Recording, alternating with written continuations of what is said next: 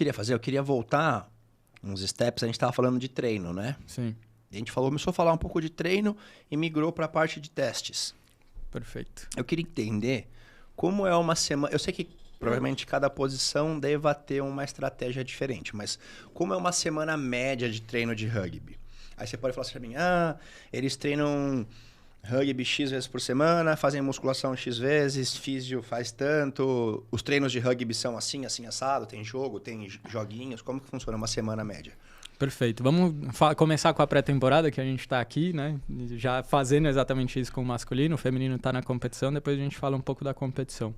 Principalmente para o 15, né? Em pré-temporada.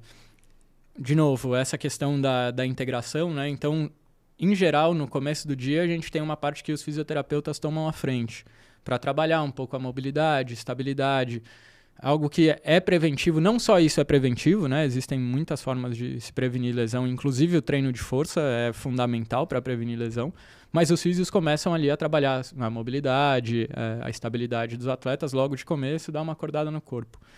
Beleza. 4 dias na semana, de 5, a gente tem treino de força de fato. Tem treino de academia. Então, isso acontece basicamente, se a gente for falar de uma semana de pré-temporada, segunda e terça, quarta muito mais tranquilo, quinta e sexta. Ô Fê, dentro desses treinos de força, eles são mais voltados para grandes grupamentos, tipo exercícios compostos ou tem exercícios compostos e exercícios isolados? Tá, isso é muito legal porque, poxa, hoje eu gosto muito de ter essas discussões até com os preparadores físicos, né? Hoje, na verdade, eu comecei o ano virando coordenador da preparação física. Então, eu trabalho com o preparador físico do masculino, o Maurício, e com o do feminino, o Ismael. A gente tem uma lógica a seguir, mas cada um vai ter a sua particularidade quando está com a sua equipe, né? Então, por exemplo, no masculino, a gente precisa necessariamente, até no feminino, né? Na preparação física, a gente precisa desses principais grupamentos musculares, os principais exercícios. Então, normalmente, numa semana, qualquer que seja, que a gente tem espaço, a gente vai fazer agachamento, a gente vai fazer terra. A gente vai fazer supino, a gente vai fazer barra, vai fazer remada, vai fazer desenvolvimento. Isso vai acontecer em algum momento durante a semana. Os exercícios básicos, eles vão estar. Os básicos sempre. Os básicos sempre. Aí vai colocar um stiff ou um nórdico para posterior. Vocês fazem bastante flexão nórdica, né? Faz bastante. Eu passo no CrossFit, os caras detestam. Claro, dor muscular no dia seguinte é sensacional. 2 dias depois, fora que ninguém consegue fazer. É difícil pra caralho, né? É bem difícil. Mas pra gente, a gente usa muito. Porque dentro... E aí...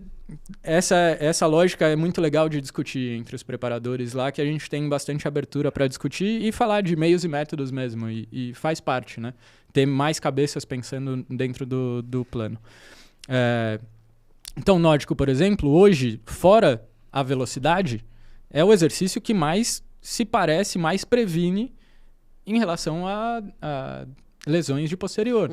Ouviu? Cross-trainer em Vila Madá. Vamos fazer isso. Param de me encher o saco. E como que vocês fazem essa flexão nórdica? Vocês fazem ela, por exemplo, os atletas de vocês conseguem descer e subir? Vocês colocam elástico? Elastiquinho vocês fazem rola. Fase excêntrica e o cara empurra na fase concêntrica? Depende muito de quem e do momento, né? Mas em geral... Elastiquinho para quem precisa, a gente tem alguns atletas, principalmente os backs, que conseguem voltar com o peso corporal. Com mais de 100 quilos?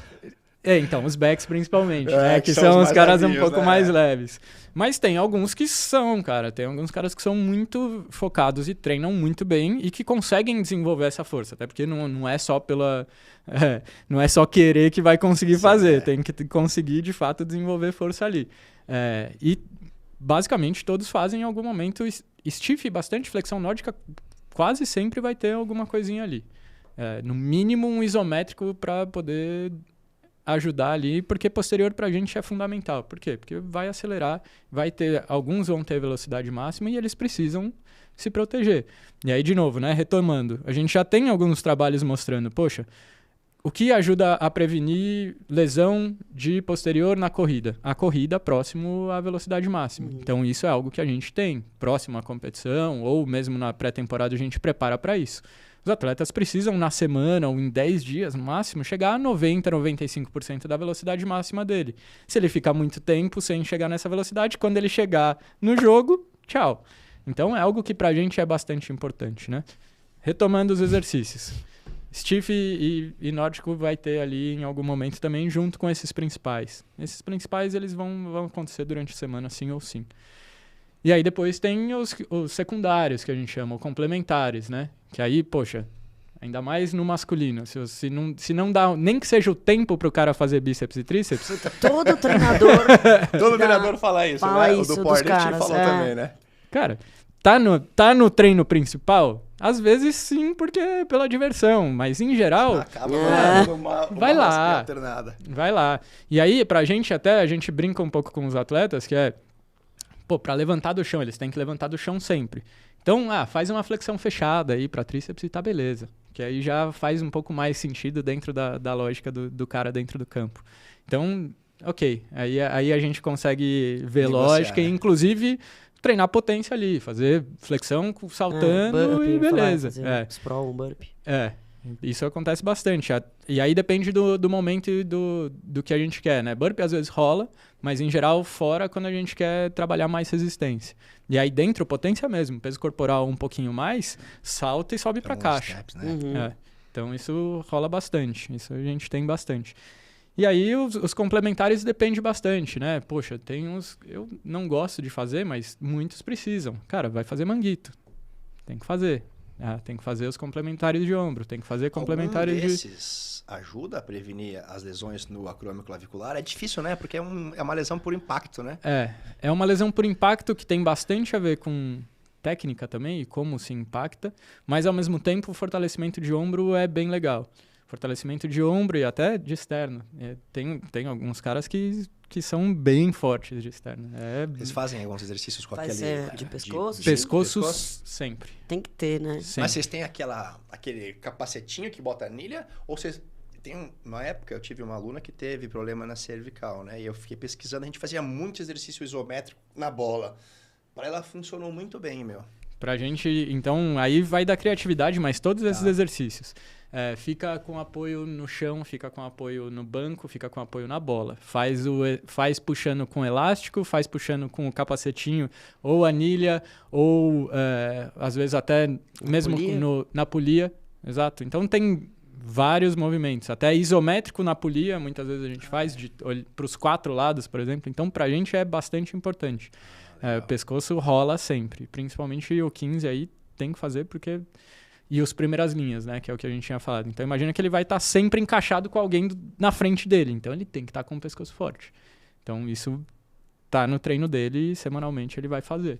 Então, e aí depende muito das posições, né? Potência sempre vai fazer, mesmo na pré-temporada. Alguns com mais peso, alguns com menos peso. Salto com barra, levantamento olímpico.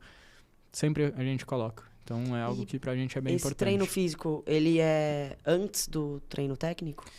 Isso depende muito do momento e do que a gente precisa. Então, hoje, por exemplo, um dos dias da semana, a gente vai para o campo primeiro porque a gente faz um treino de velocidade. Então, a gente começa a semana, faz um treino de velocidade, vai para o campo, faz o rugby e depois faz academia. Depois, em alguns outros dias da semana, a gente coloca antes. E aí, vai depender muito do objetivo e do que eles precisam. Como a academia, em geral, eles fazem bem... Não é tanto problema colocar depois, mas no momento que a gente... logo ou é tipo 2 sessões de treino em momentos diferentes do dia? Isso a pandemia também ajuda a atrapalhar. Porque, em geral, o legal é dar um espaço, né? Então, quando a gente podia fazer um de manhã, outro de tarde, tá beleza. E funciona bem. Hoje, como a gente tem um tempo um pouco mais fechado para treinar, então a gente precisa fazer dá um tempo, claro, né? Não é exatamente depois, mas come alguma coisa, dá uma respirada, vai pra academia ou vai pro campo. Mas o ideal seria você dar pelo menos umas 6, 8 horas, né, Fê?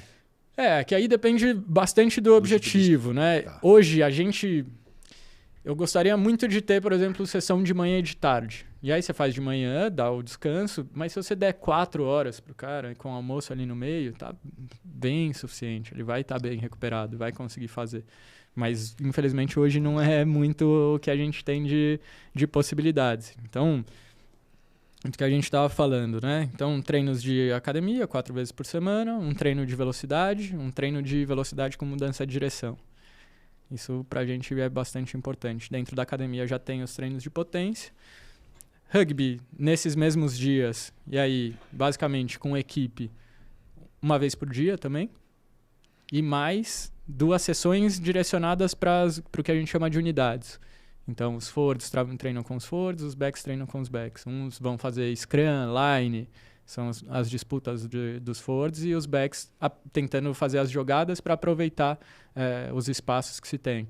E aí, colocando as questões técnicas aí no meio também, o que precisa cada um fazer. Então, cada posição precisa de algo mais específico.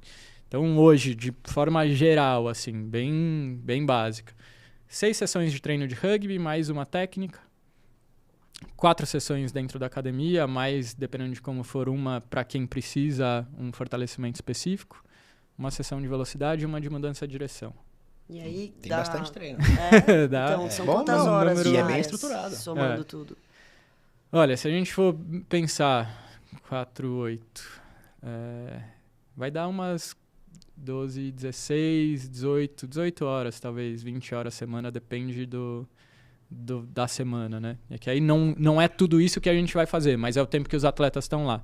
Então, imaginando que, poxa, uma sessão de treino de força, cada uma delas vai de 45, 1 hora, 1h15, dependendo do momento.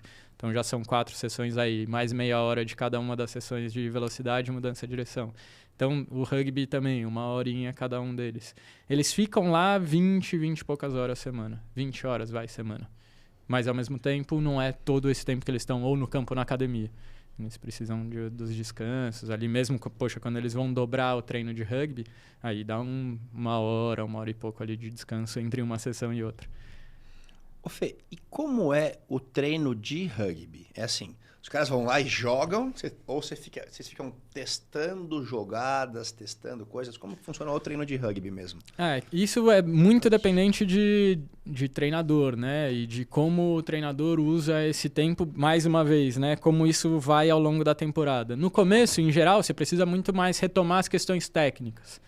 Então, poxa, passe mais tranquilo, sem muita oposição, com um pouco de oposição, com mais oposição.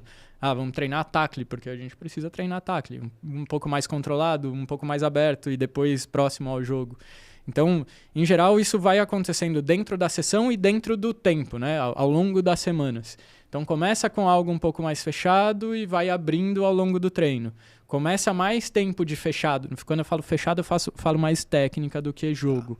Tá? Então, começa um pouco mais fechado e termina um pouco mais aberto. A sessão começa com mais tempo de fechado e menos tempo de aberto na pré-temporada, no começo da pré-temporada, e depois abre-se para um pouco menos de tempo de fechado e um pouco mais de tempo aberto dentro quando está mais perto da competição. Também porque eu gosto bastante de MMA, né? Então, é um esporte que talvez eu mais acompanhe, assim, né? E a gente pega os atletas do passado, os caras faziam sparring, trocavam porrada loucamente vários dias por semana. E aí os atletas de hoje já têm um conhecimento de preparação um pouquinho maior, os caras fazem muito menos sparring e os sparring muito menos duros. É isso que eu queria saber, assim, se os caras ficam se quebrando durante a semana, os caras vão ter uma vida útil, em vez de 3 anos, vão ter uma vida útil de um ano e meio, né? Claro, e até entrando nisso, e é bom você até me ajudou, senão os caras que estão lá vão me xingar, porque eles também hoje, como a gente está no começo da pré-temporada, fazem um pouco de rugby, e dentro da sessão de rugby eles têm a resistência, que para alguns dias vai ser mais de corrida, então corrida fechada mesmo, vai ter que cumprir tal distância. Nossa, vocês devem chorar loucamente, eu sei porque os meus... Só que treina com a gente também chora loucamente. Acontece, não tem muito o que fazer. E outros dias que são mais do que a gente falou de ir para o chão e subir, fazer lutas, fazer mais força de fato, né? Então dias que são mais de corrida e dias que são mais de força. E mais focado em resistência. E isso depois vai saindo um pouco mais para ter um pouco mais de rugby. Entendendo que no final da pré-temporada, os caras vão correr mais porque eles vão ter mais campo, vão fazer mais jogadas, vai ter mais... vai ser um pouco mais, até entre aspas, específico, vamos chamar dessa forma. Mais específico para o jogo. Então, a gente começa mais controlado e depois mais próximo ao jogo. Mas mais próximo ao jogo não significa taclear o tempo inteiro, que é algo que pra gente é o principal, controlar os tacles, porque se você deixa o jogo comer o tempo inteiro, é isso que você falou, você vai ter muito mais risco de se machucar e não é isso que a gente quer. Então tem momentos específicos, agora na semana tal, a gente vai fazer um simulado de jogo em que a gente vai colocar blocos de 5 minutos e nesses blocos de 5 minutos a gente vai começar com o tackle controlado, liberar, controla de novo e libera. Pra gente controlar isso, senão mata os caras, de fato.